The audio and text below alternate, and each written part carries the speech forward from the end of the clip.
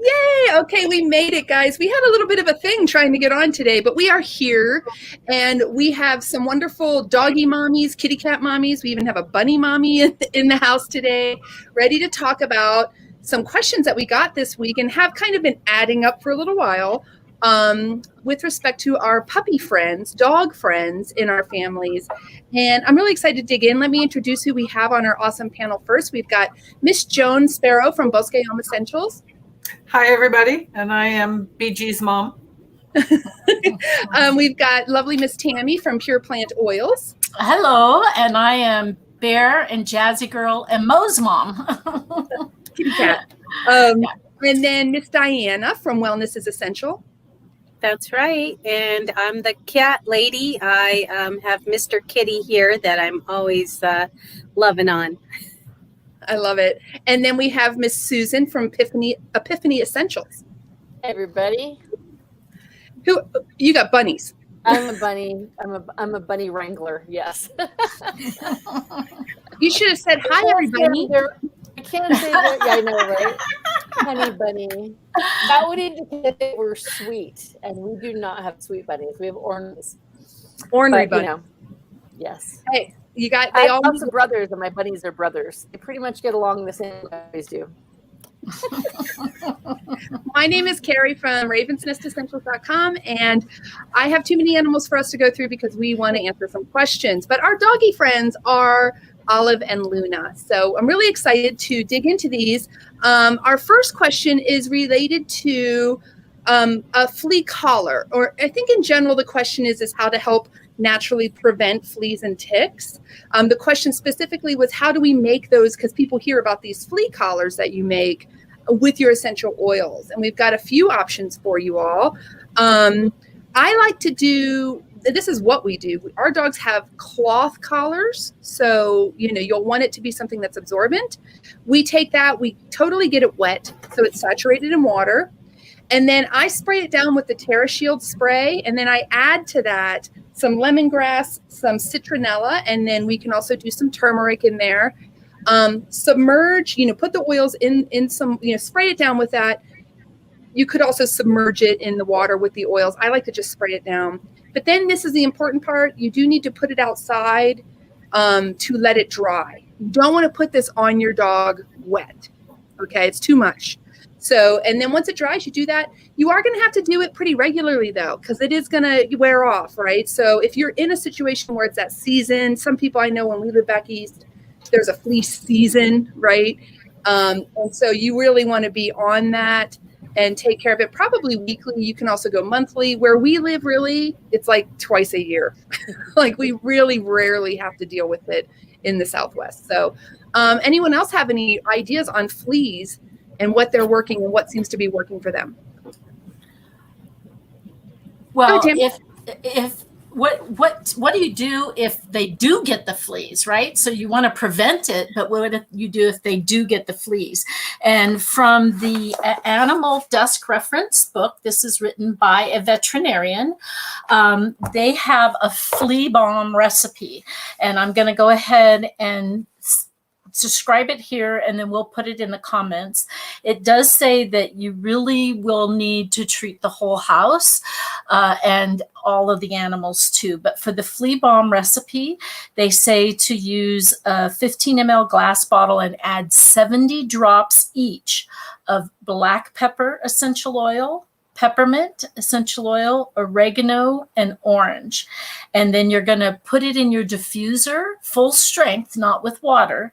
And you're going to set the diffuser to full strength nonstop and diffuse at least for 2 to 4 hours. And then if you need to, you can also put it in a spray bottle and spray your carpeting and whatnot. Then you'll go back in and you'll make sure you get all of the bedding and the furniture, and then you'll go back in and like vacuum and pick it up. So that's really important because a lot of times, you need to be able to you don't catch the fleas in time and they get on, and there's nothing worse than having fleas on your poor babies. Also too, you can use this the animals itself. And they also add, you can do black spruce, citronella, eucalyptus, some other things too. So we will put that in the chat, but that's your flea balm. Yeah, that's once it gets into your house, like once you have like a, infestation situation, you're really dealing with a problem. I mean, depending on where you live, you got to get those eggs, and it's a nasty nightmare. So try as best you can to get to the front end of it, right? In that prevention mode. But once it takes over, and I would imagine with that recipe there too, Tammy, that you would have to do that. You got to be diligent. It's kind of like, if you've never had a lice outbreak in your home, it's kind of similar. Like, you got to be diligent about it. You really got to take care of it. There's nothing worse than one day. And this has happened to us back east where, you're walking through the house and all of a sudden your ankle itches. It's like, oh crap. You look down and there's a little black spot, and once you're getting bit, you got a problem. Okay. Because they prefer the furry people in your house. So once they're biting you, it's not good. So yeah, and you can use that, right, Tammy, as often as needed, right? Just keep doing it. Yeah, as often as needed. They do say to, remove humans, animals, and fish tanks from the room that you're doing this for the 2 to 4 hours. Yeah. But when you come back in and vacuum and clean, if you see it, you can do it again. And I would say, even if you were to see your dog itching and you go, he's really scratching, and you look, whether it's biting you or not, if you see it on him, then that's a time that you would take like their bedding and everything else. And even if you put it in a bathroom, right? Take all of their stuff in the bathroom, take them out, treat them, and treat their bedding and everything else right away. And see if you can get it. So fortunately, I live in a house with very minimal carpeting because that's where they love to live. So I can really clean up, so to say, off of the tile and the brick. Yeah. But like you say, you want to get ahead of it. Yeah. This is a recipe from it's called the Animal Desk Reference, the ADR2. And it's Dr. Melissa Shelton. She's a veterinarian. This is my #1 go-to for anything animal. And it is very specific to the CPTG oils. So really, it's a fantastic tool if you are an animal lover or someone who, wants to help to find natural ways to support your animal's health and wellness. Diane is asking, does it work on mosquitoes too? I would imagine so. If you've got mosquitoes in your house, it certainly will work to outside, like the collar and such. I love this other idea that I read about, which I'm going to try when we go hiking, and that is to make a bandana. So for instance, Joan, you and BG like to go out in the mornings, out on, nice long walks, and you're in nature, and kind of this is a good hour to get bit by a bunch of stuff, right? So what this is your dog's gonna look super cute with their fashionable little bandana on. You can even make one for yourself if you like. But you're gonna take a bandana and completely submerge it in water. So what the recipe here is, a 1/4 cup of water. You're gonna add to that 5 drops of lavender, 2 drops of citronella, 1 drop of tea tree oil. And then I would go ahead, because I'm me, and I would also add into that about 3 drops of TerraShield and turmeric. And then you're just going to mix it really, really well, almost like you're beating eggs, right? Like mix it so that the water, kind of emulsify it as quickly as possible. Submerge the bandana, let it kind of sit in there for a second, pull it out, wring it just slightly, because you don't want to pull all the oil out. What you want to do is have the water evaporate off and the oil stay. And you're going to put it outside in the sun, same way we talked about the collar. Let it dry. And then this is a great tool to throw on if you're going to go someplace that you're going to be hitting a lot of ticks or outdoor biting insects that you want to keep away from you. So I think I want to make those little, I have those little flag things that my little, flags, put them outside your tent. Maybe you could do this to your whole tent, right? Just submerge your tent. I don't know, but I think a spray would be good too. But anyway, so anyone have anything else on fleas or ticks to share our idea? Go ahead, Tammy. I have to unmute here. Sorry. I do want to say also from this book, She recommends that if your dog does get a tick, that you do not put oil or alcohol or a match or anything on them. You really need to get the tweezers to get them out, because when you irritate that tick will inject more of its saliva into your animal, and hopefully the tick doesn't have Lyme disease. So by putting those oils on while the tick is in there, it can make it angry and spit more. But then when you do get that tick out, you do want to apply oils to the spot where it was bit. And she has a canine blend here, but there's also single oils that you could use, especially like lavender. If they don't like lavender, you can also use helichrysum or copaiba. So there's a couple options in there to do. So prevention is worth an ounce of prevention is worth a pound of cure, right? Yeah, I would think too, like for someone like Susan who has bunnies, right? If you're having an issue, because you're relatively near the river, you guys have a whole different world of insects, right? Even when you clean out the bunny cages, to do a spray of some sort to sort of prevent them from getting any sort of, because those like worm things that bunnies can get and the mites and stuff can be horrible. Don't even get me started. Worst thing I've ever seen. I'm not even kidding. Awful. But we actually did have a bunny get bit by a tick. And, if you have your bunnies out, and ours are not like free range bunnies, but they do come out for walks. And so they kind of get walked around in the grass, which they love, but they can get ticks from the grass. And, we kind of sit and they get pet, and, we found it. Luckily, one of my kids found it. And so it's important to, as Tammy said, take a tweezer and make sure you get the entire thing out. It's kind of nasty, but you got to really, make sure you get all of it. And we cleaned it up really well in that same book that we're talking about, the Animal Desk reference for essential oils. You will find a bunny support blend. And that's what we use often on our bunnies to kind of as just sort of like general bunny maintenance. But we kept the site really clean with some Correct-X, and it healed up really nicely and no problems at all. But yes, as you clean out those cages, we like to give it a good spray of TerraShield. And now I even have a little diffuser out in the area. They're outdoor bunnies, so they're not in the house. But I do have a little diffuser that when the odor gets to be a little ick, which no matter how much you clean, they are, living in their potty, so to speak. The diffusing really helps also with that. And we add a little bit of TerraShield or lemongrass, all those things to kind of keep the critters that we don't want in the critter cage out. Yeah, and from coming really well. Yeah. Flies down and everything too. Gosh. Yeah, absolutely.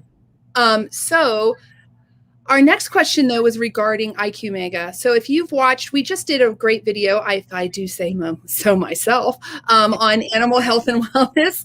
Check it out on our channel. Be sure to like and subscribe, comment, guys, so that we can interact with you all. But go check that out. It's somewhere in our channel, right? But two things. First off, the canine support blend and the feline support blend and the small animal support blend recipes are in that video. So you can go and check that out. But you'll also find that when you're watching that we talk about this IQ Mega all the time. This for dogs has been a game changer. I mean, I love it for my kids, but honestly, it's a have to have for our dogs. My dogs are seniors. My dad's dog is a senior, but even if you have puppies, if I had a puppy right now, I would be giving them this every single day to support healthy growth, brain development. It's just absolutely amazing. I wanted to show it to you though, because I think when we talk about essential oils, we're all thinking about this, and you hear IQ Mega and this is what you're looking for. It doesn't look like this. This is going to be an omega-3 oil, right? It looks, let me turn it correctly, like this. So it is absolutely amazing. And the question was, how do we give this to our dogs? So Joan, I know BG likes this. How do you get BG digging on the IQ Mega? BG loves it, and she gets it in her food once a day. generally, unless I feel like she needs a little bit extra, and then she might get morning and night, but she usually gets it on her dinner. And I just simply pour it right on top of the food, swirl it around in the bowl, and she's good to go. About a tablespoon, and I don't really measure it anymore. I just pour it and look at, just sort of drizzle it on, stir it up. She loves it. She eats it right up.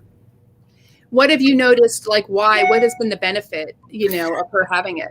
So for her, it's been joint health. She's a little bit older. She's not, she's sort of on that borderline of senior, and being a rescue, it's, she's either 8 or 9, right? Sort of indeterminate right in there. So she's just about a senior, but she's a healer. And so healers, if you know them, right, they tend to be tough little, like fire plug kind of dogs. And she's rough and tumble, and she gets a little bit sore and achy now. And so for her, it's all about joint support. And for me, what I've noticed after starting her on it is absolute better mobility for her. Yeah. She's a much happy camper in her mobility. Absolutely. And that changes their whole mental health too. I've worked with people with, in fact, goats. We have goats and we use this with them. Horses do well with this. All animals really do well. And it really changes their whole demeanor. They're happy again. Sometimes, Amanda, I don't know if you guys remember Amanda. She has these 2 wonderful dogs. And her one dog really loved to play. And then he was too sore and he was depressed. And once she started, it wasn't even a week of giving him the IQ Mega, and he was jumping through the house like a puppy. Like he was so happy to be mobile again. It's fast. It does work fast, and they love it, right? Yeah. They like the flavor. I think most people I've talked to who have used it with their dogs really take to it right away. So it's not something that, it's like an oil that they're not going to want the taste of or whatever. It's great. And you'll see results almost immediately. Really. Yeah. It's fast. It really helps them a lot. They get much happier. It's true. Yeah. So on the food, that's the way our dogs like it. Our one dog will go to the other dog's bowl and lick any that's left over in the bottom of the bowl. Olive loves IQ Mega. Okay. The girl is addicted. So, but she will also just take it right out of the spoon. Like I can just hold it for her in a tablespoon and she will and drink it down. And so, however works for you. And that was because like convenience, I was really trying to make sure that she got, because she had jumped out of my husband's truck, which is a really high sitting truck, onto pavement. She had to pee and she needed to get out quick. And so, and she did not land right because she's a Scotty and they don't land right ever. And so she hurt herself. And I really wanted to be sure she was getting the exact amount. Plus we're like driving in transit. So it was like, okay, spoonful. Then once she was doing well with it, then, meaning she was pretty much recovered. Then now we're back to just on her food, but it's amazing. I don't know. Just watch the other video on it. You'll see all the reasons why IQ Mega is great. Tammy, do your dogs do the IQ Mega, and do you just do it over your food, or do you guys have a different method of giving it to them? I like Joan. I just kind of put a little bit in there and like shake up the food, and they gobble it up and they lick each other's dish. And I do the same thing for my little kitty. When I put his canned food in there, he gets maybe like a little teaspoon. Not even just a little drizzle, and he likes it. And that helps because he's like 20 plus years old. So he's hanging in there. Yeah. Cats like it. I mean, it's a fish oil, but you really can't taste the fish. But we have a cat that adopted us. And so, Grayson's been putting it in her food. She doesn't lick the bottom of the bowl for it, but she definitely eats the food. So that's fantastic, right? I think as long as she's getting some, that's great. And like I said, we've used it for our goats. In fact, I think I'm going to start Gypsy having a bit soon here because she's kind of walking a little funny lately. And I have here's an example of someone with a young dog, the gal who my daughter took horseback riding lessons. She has this wonderful, wonderful dog who's super, super active, but was young. like not even a year old, and had hip issues. She was really concerned about it. I was like, you know what? I have this stuff. I don't know. Just try it out. See if it works for him. Brought it over to her. Within a day, she said, he was running around with the horses again, jumping, doing all the things. So she is always trying to stay supplied up with the IQ Mega. And this is a young dog, just happens to have hip and joint issues. So it's not just for seniors. Again, if you have a puppy, I would start them immediately on it. But all right, our last question is, how do I keep my puppy from chewing up the couch or chewing up anything in the house, shoes, furniture, leather, all the things that dogs like to rip apart. Tammy, I'm going to throw to you first because you unmuted. Well, I was just going to say, besides pulling those eye teeth, because it's those eye teeth that's why they're chewing, they're coming in, and, that's what the vets say. And it's just that they're chew to massage those because those teeth are coming in and it hurts. So sometimes they'll pull the eye teeth, but really what I suggest is there is an oil that they don't like. Okay. And you can test that. You can put the oil up there. My bear, he's so funny. He doesn't like Serenity. If I get Serenity near him, he gets like a little snarl. He'll lift his little lip like, he's so cute. He looks at me through the side of his eyes and, and I'm like, okay, so if I put Serenity, and actually I use the Serenity spray to get him off my bed at night. But because he jumps on the bed, I would do that. You can just make a spray with water and then it won't hurt your furniture or whatever, but spray that and then they'll smell that and then it'll keep them away. So, well, with Serenity, everybody else will love it, right? Yes. Everybody else will be relaxing. Yeah. A great recommendation is clove. Almost no dog likes clove. All right. The beauty of clove oil too, and I actually love clove and I use it as a sort of fabric refresher spray for like our couches and things that are fabric that you can't really wash. It lasts so long. Unlike a citrus that kind of flashes off really quickly, clove, like for real, it lasts a really long time. But I think you're right, Tammy. If you know that, like, so for Joan, whose dog is the sweetest little thing, she hates lavender. So Joan, if you don't want BG and someplace, just put lavender there. And she's not, she hates it. She's going to be like, I am not even going in that room. She's got that nasty smell in there. And it's not going to be a problem.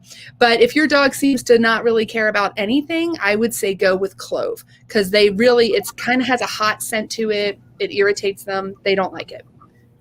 So I have a question about this because I have an older dog. I don't do puppies. It's a big reason I don't do puppies. But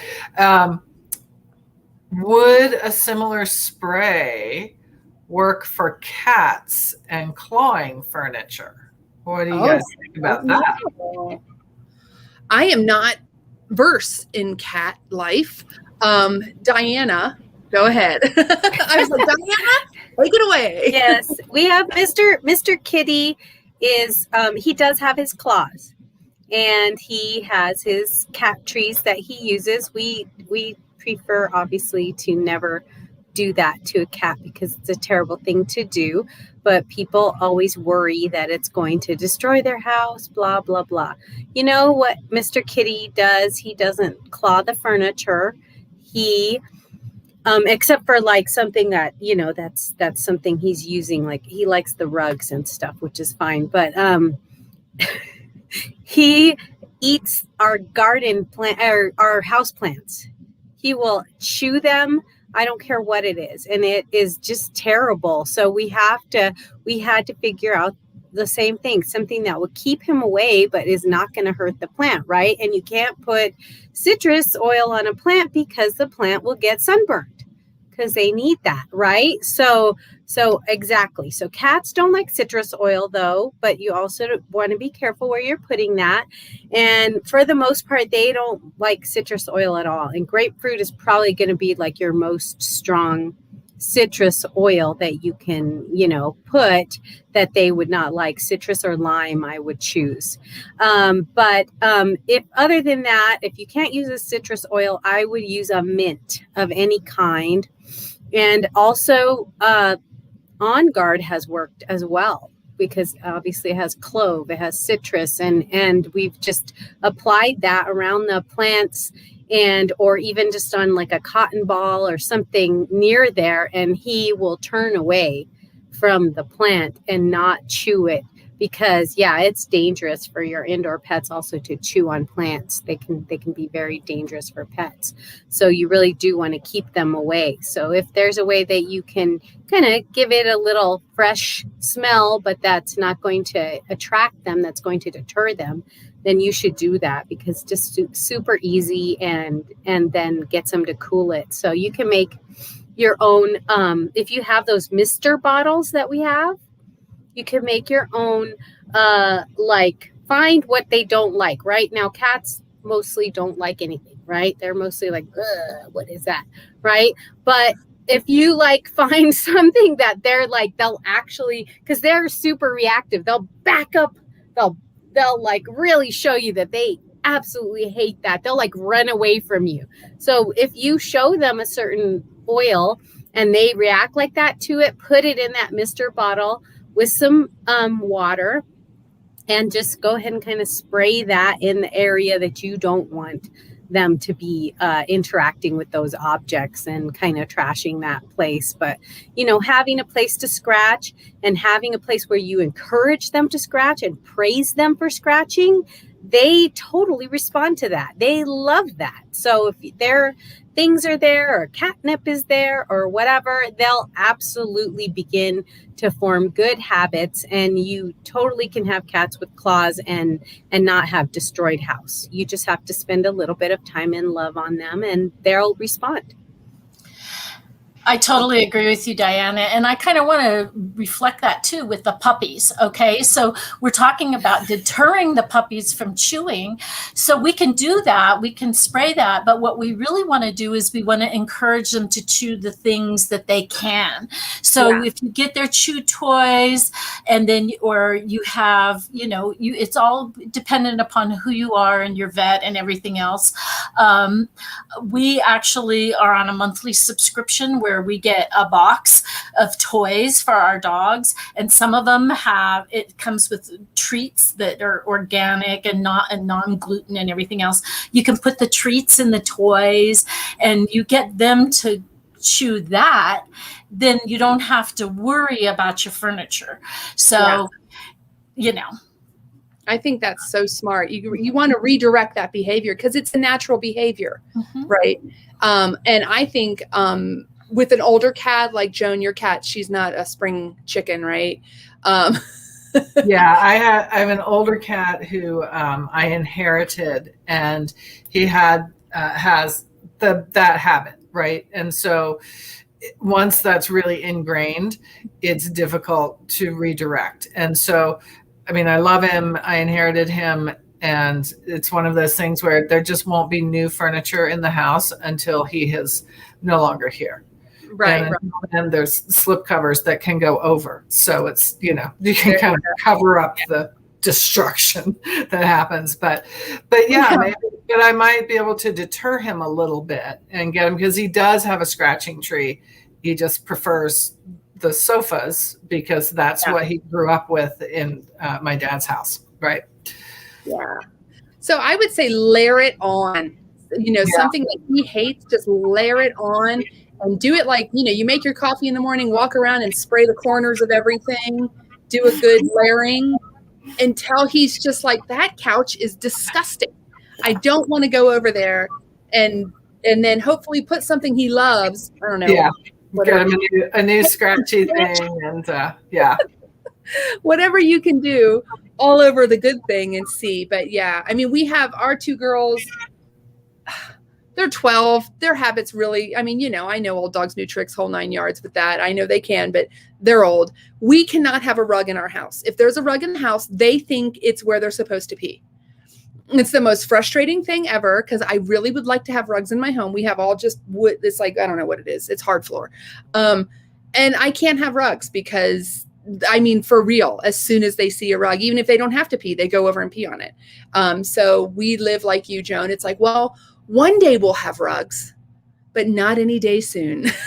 Hopefully. Well, that's it. And I'm with Diana too. It's like there's not going to be any declawing that happens in my house. And I'm sort of the opinion that I have, the sofa's really old. I bought it secondhand. I don't care, right? I can cover it up. I don't care.